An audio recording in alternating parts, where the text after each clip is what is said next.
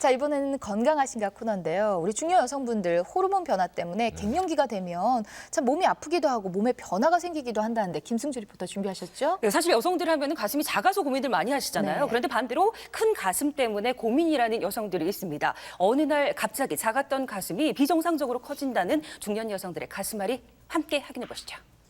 백치 글래머를 좋아해요. 남자들의 솔직한 반응.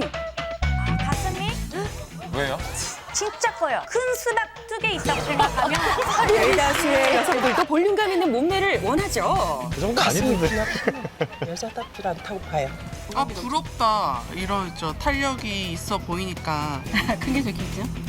그런데 볼륨감 있는 가슴을 넘어 점점 커지는 가슴이 고민이라는 사람들이 있습니다. 출연하는데 좀 두려워요. 남들 시선도 두렵고 갑자기 가슴이 이렇게 커지고 혹시 내가 죽을 병은 아닌가? 어느 날 갑자기 작았던 내 가슴이 갑자기 커진다면 어떠시겠습니까? 실제 가슴의 변화를 느꼈다는 네, 여성을 크겠는데. 만나봤습니다. 어느 날 갑자기 이렇게 가슴이 커졌어요. 한국인 평균 여성 사이즈였던 그녀의 가슴이 6개월 만에 갑자기 커졌다는데요. 아 이건 내 속옷이에요. 2컵. 2컵이에요. 2컵이라고요? 기존의 속옷 사이즈와 비교를 해보니 한눈에 봐도 차이가 많이 납니다.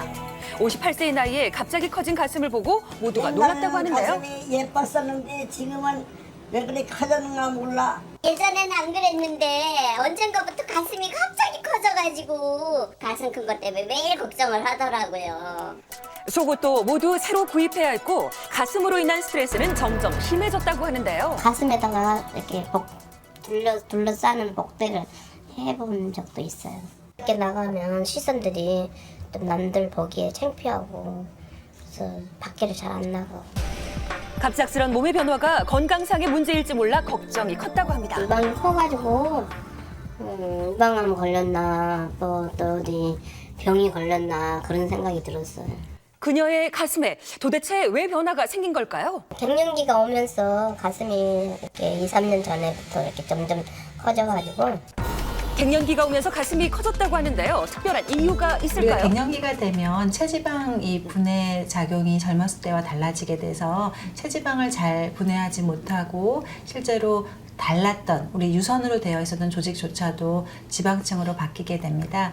우리 유선이 우리 몸에서 꼭 필요한 것보다 더 있는 상태를 유선 비대증이라고 하는데요. 갱년기가 되면 여성 호르몬인 에스트로겐이 감소하게 되는데요. 그와 동시에 지방 분해 능력이 떨어지고 복부에 지방이 쌓이듯 가슴에도 지방이 쌓여 유방 비대증이 온다고 합니다. 올해 45세 최민주 씨. 제가 결혼하고 아이 출산하고 나서 모유 수유를 했거든요. 그때 가슴이 좀 커졌고 임신을 하면서 커진 가슴이 당연한 일이라고 생각했지만 출산을 하고 모유 수유를 끝내고도 가슴 크기는 줄어들지 출산 전 않았다는데요. 결혼할 당시에는 이렇게 A컵보다는 좀 넘치는 B컵 정도? 그러다가 출산하고 수유 마무리하고 났을 때는 D컵이었어요. 그 후에도 가슴은 계속 커져 사이즈도 급격히 늘어났고 남편과의 관계도 소원해졌다고 합니다. 저희 남편은 탄력도 떨어지는데 가슴 커지고 이거 뭐냐 할머니 거냐 막 이렇게 이거 가슴이야 혹이야 뭐 이런 거. 스트레스에 시달리는 중에도 가슴의 크기는 계속 커졌다고 하는데요. 사람들의 시선 때문에 옷도 마음대로 못 입고 항상 입게 되는 티셔츠 제일 큰 박스티 입고 다니는 거. 이 갱년기 증상으로 가슴이 더 커지니 이거는 이제 정말 쥐구멍으로 숨고 싶더라고요. 이미 커져 있던 가슴은 갱년기가 오면서 더욱 커졌고 결국 병원을 찾은 최민주 씨는 갱년기 유방 비대증을 진단받았습니다. 가슴이 커지고 막 이러니 어깨도 아프고 허리도 조금 아팠지만 어깨의 통증이 너무 심해서 마사지도 받고 막 그랬어요. 실제 유방 비대증을 앓는 여성의 약 90%가 허리와 어깨의 통증을 호소하고 500g 있다는데요. 이상 되는 이 가슴이 양쪽에 이렇게 있다 그러면 실제로 설탕 푸대를 이렇게 메고 있는 거와 비슷하기 때문에 실제로 이 척추에는 이 부담이 될 수밖에 없어서 어깨통이나 심지어 두통 같은 것을 많이 호소할 수 있습니다. 몸도 마음도 지친 그녀는 결국 가슴 축소 수술을 결정할 수밖에 없었다고 합니다. 제가 가슴 수술하기 전에 하루에 검색을 얼마만큼 많이 했냐면 배터리가 다 나가고 다시 충전을 해서 쓸 정도로. 하루하루가 끔찍했다던 그녀. 수술과 동시에 평온한 삶을 찾게 됐고 지금이 가장 행복하다고 하는데요. 자신감을 많이 찾아서 지금은 일도 시작했고요. 그리고 이제 사람들 만나는 게 즐겁고 변화가 생겼죠. 새로 태어난 것 같아서 좋습니다.